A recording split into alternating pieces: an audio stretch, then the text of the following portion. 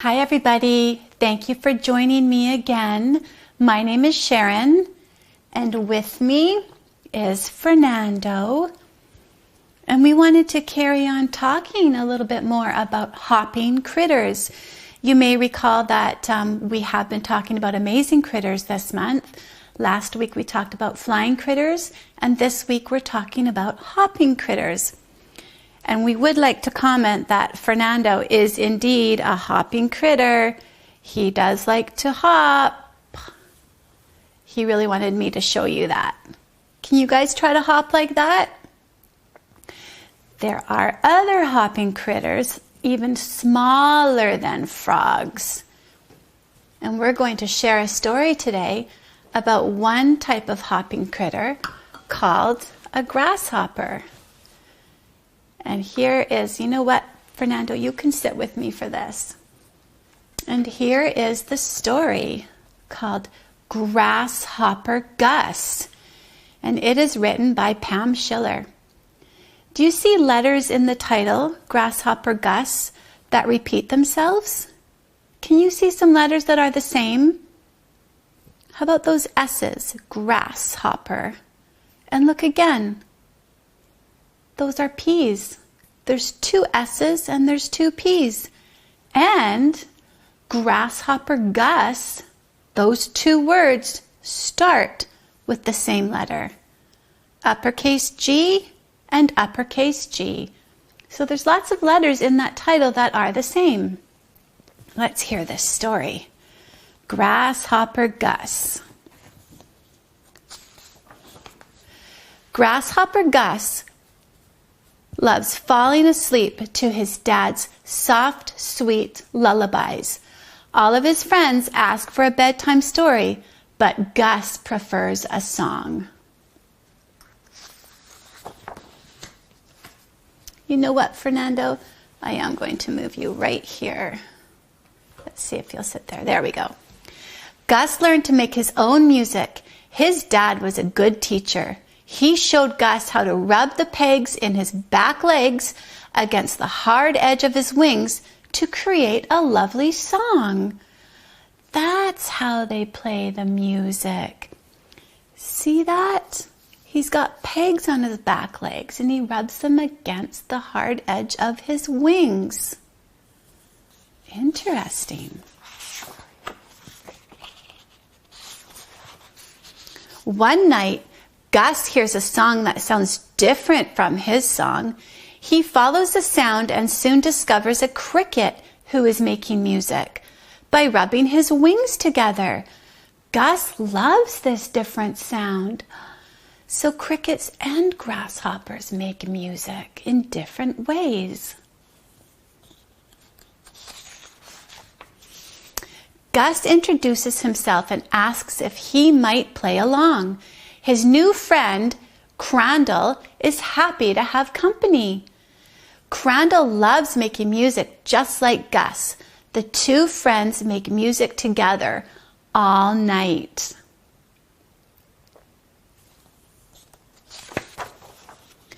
Every night, the two friends practice.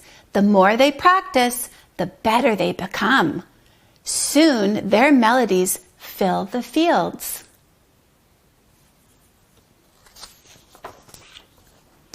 Some animals in the field begin to gather around each night to hear the lovely harmony created by the two friends. Wow, I see some squirrels and a robin. And what's that? Yeah, I think that's a deer. You too, Fernando? Yeah. Grasshopper Gus and Crandall Cricket become famous for their beautiful songs. Animal friends from miles away come just to hear the lovely music created by two friends who love songs even more than they love a good story. I think I would love to listen to music when I fall asleep too. I'm going to try that. Grasshopper Gus. I really like that story. What's up, Fernando? You've got some questions you want to ask? Okay, ask away. Ask away. Oh yeah, I did bring that, didn't I? He would like to know how Grasshopper Gus made his music. So if you remember, he had pegs on his back legs, kind of like this. And his wing has a hard edge. So when they rub against each other, plays music. Should we sing a song together? The more we get together, together, together, the more we get together, the happier we'll be. Maybe you could ask a family member at home if they have a craft stick and a comb, and you could make some grasshopper music. And if you remember, our wonderful word of the week is serenade. Do you want to help me hold it for a minute, Fernando? Serenade. So, Crandall Cricket and Grasshopper Gus were performing a serenade with their music each night for all of the animal friends that came from miles around. That's a serenade. Thank you, Fernando. I do have a very special photo to show you, and Fernando, maybe you could help me hold it. So this is a picture of a real grasshopper. How do you suppose it moves? It looks like its back legs are longer than its front legs, and it looks like those back legs are really, really, really good at jumping. What do you think? Do you think that grasshopper moves a lot by making big jumps?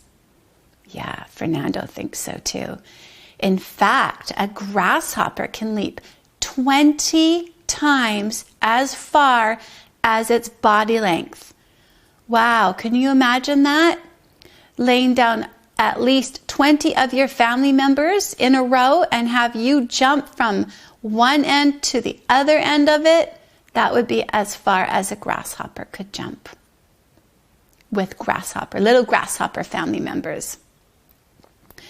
Grasshoppers look like they're mostly green, don't they?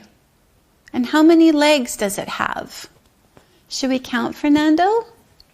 Should we count its legs? 1, 2, 3, 4, and I think there's probably another one there. You can see the top of it there. 5 and 6.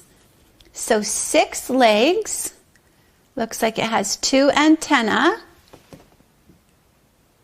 Has wings. Yes, it does. And grasshoppers live all around the world. They just don't like the very North Pole and the very South Pole, where it's really cold. They live in deserts, forests, and grasslands. Pretty neat. Can we try to do the sign for grasshopper? Should we try it, Fernando? Okay, let's try it. It's like you have a little grasshopper with its antenna, and it's crawling along your arm. You try it, Fernando. Little grasshopper like its antenna, crawling along your arm. That's right. You did it. Good job. That's grasshopper, the sign for grasshopper. Okay, now we have a little bit of an experiment to show you. We just wanted to talk a little bit about math. So Fernando, I'm going to see if you can sit here for a moment. And we'll see if this game works, okay? We're talking about numerals. And we want to understand what a numeral is. And hopefully you can see this. Maybe what I'll do is use this basket as a bit of support so you can see it a little bit better. Oops. So I've got a board here, and I just marked a dividing line with some tape. And a numeral is a symbol that represents a number of items in a particular group. So I tried to look for froggy counters, and because I'm not at school either, I couldn't find them, and I couldn't find anything that resembled them. So I used what I had, and I had hoped I had some froggy like pictures, but I just didn't. So I decided, you know what, we are talking about critters, and these are just some other critters from last week. So here we have some ants, and we have 1 ant, 2 ants, 3, 4, 5. So that's our numeral 5. That tells us how many ants we have, and hopefully you can see that. 5 ants, and I'll bring it down again to show you in a moment. Okay, we'll put that down there for a minute. And this one, bees. 1, 2, 3, 4, 5. 5 bees. So I'm just going to show you the set we have. Hopefully you can see that. I don't want them all sliding off. But 5 ants and 5 bees. So we have 2 sets. And we can use the numeral 5 to represent the number in each set. So what I want to ask you, though, is what happens if I mix all of these ants and bees together, and I put it in my little cup, and I give it a shake, shake, shake, shake, shake, shake, shake, shake, shake, shake, shake, shake, shake, shake, and then if I scatter them, okay, now let's see, some are going to go on one side. Okay, so this looks a little bit different now. This side has ants and bees, and this side has ants and bees. Now my question for you, do we still have the same ants and bees? Do we still have 5 ants and 5 bees? Or are they all mixed up and we have a different number now? Or a different numeral?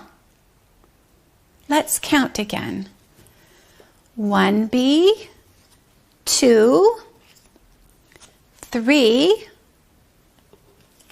4, 5. We still have 5 bees, and there's 5 bees in its own set. 1 ant, 2 ants, 3, 4, 5. So I hope you can see, I hope you can see that we do have still 5 ants and 5 bees. 5 in the ant set and 5 in the bee set. And that is our numeral 5. 5 ants and 5 bees. Now let's just count them all together. 1, 2, 3, 4, 5. I hear you. That's right. What's next? 6, 7, 8, 9, 10. So now we have 10 critters all together. We had 5 ants, 5 bees, and now all together we have 10 critters. And they can go back in our little critter cup, and we can put it back on our critter board, and we'll move that over, and I'll invite Fernando to come back and sit on my knee. Okay, Fernando, what do you think? Yeah, you want to do that song? It's a bit of a funny one, isn't it? Okay, yeah, let's do it. 1, 2, 3, Fernando caught a flea. Max caught a spider and put it in his tea. Fanny poured the grasshoppers in, they floated to the top. You know what Lily poured in? Oh my goodness. Lily poured the crickets in and they went plop. Should we do it all together? Let's do it all together. Okay. Can you see Max back here? Okay, let's do it all together. One more time. 1, 2, 3. Fernando caught a flea. Fanny caught a spider and put it in her tea. Max poured the grasshoppers in, they floated to the top. Lily poured the crickets in and they went plop. That's a fun song. That's a song that you could teach to your family members at home. And you'll remember that crickets and grasshoppers and frogs and even something funny called hopping spiders are all part of what we can study this week. Those are all considered hopping critters. So we hope you liked our lesson today. We hope you liked the book Grasshopper Gus. That was a fun one. And Crandall Cricket playing music together and serenading us. And we would just like to give you guys a big we wish you well kiss and a goodbye until next time. You ready, Fernando? Big kiss. Mwah. We wish you well. See you next time. Bye-bye.